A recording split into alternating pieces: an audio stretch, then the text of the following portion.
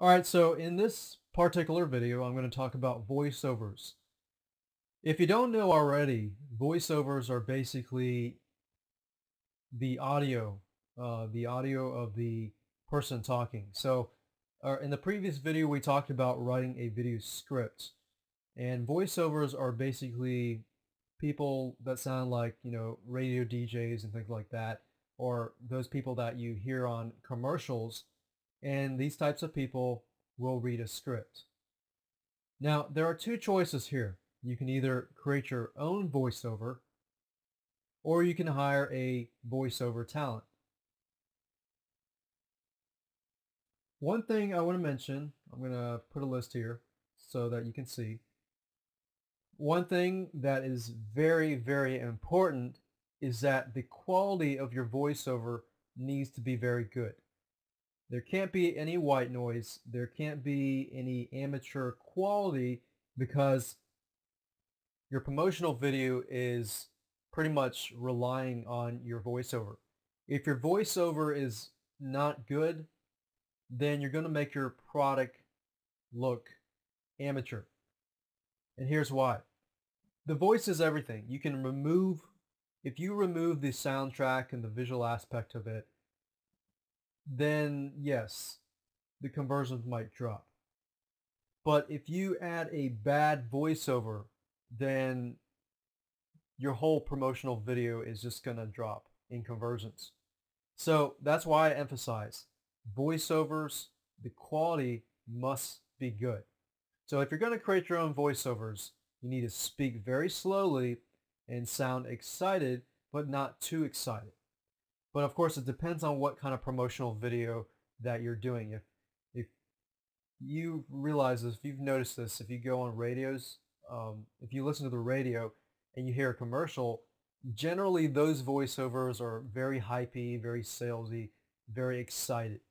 If you listen to a 30-second car commercial, the guy sounds pretty excited. And that's fine. You just need to figure out what your market will be open to. When you create your own voiceovers, you need to have a good microphone. When I say good microphone, I mean pretty decent microphone. So you need something like a condenser microphone. If you think you're going to do promotional videos in the long run, then you need to probably study voiceovers and how they're done and things like that. Now, just to get you started, there are two things that you're going to need. You're going to need a microphone, and you're going to need some sort of recording software. If you're on a low budget, then I'd recommend that you use a software called Audacity, as you can see here. So if you type in the keywords Audacity download free, you can go to audacity.sourceforge.net, and then you'll find the software there. It's free, it's professional, and it works great. Now, I use Camtasia because it has a lot of additional features to it, like removing white noise and things like that. Audacity has that too, but it doesn't work as well in my experience. You also need a good microphone. If we go to eBay and you type in something like a Samson microphone. Samson microphones are great, and you can get studio quality microphones. And the good thing about Samson microphone is they're USB, so you can plug it directly into your computer because they're USB. Most studio microphones require you to plug it into like a mixer and things like that. But with a USB related microphone, it keeps things simple, and you don't need to know all that technical setup. So if you go to Google, type in eBay plus Samson microphone or Samson USB microphone, then you can go to eBay like this, and you can see the microphones that are available to you. There are many different microphones that Samson makes. As you can see here, we have a podcast kit. You can have, this is about the average price for a pop filter a microphone and a boom mic stand, which is great. Now, as you can see, $164 is a little more expensive, but if you're going to hire a voiceover person, it's going to cost about $75 to $100 or more anyways. So if you can learn how to do voiceovers and you have a good voice and you can learn to speak slowly and you're confident that you can create good voiceovers, then maybe it's time to invest in this. However, if you don't think you have a good voice and you don't want to spend all the time to learn how to correctly create voiceovers, which is far different than what I'm doing now. Creating Camtasia videos is far different than creating voiceovers. But if you're willing to go that route, then I'm showing you what you can do to possibly go that route.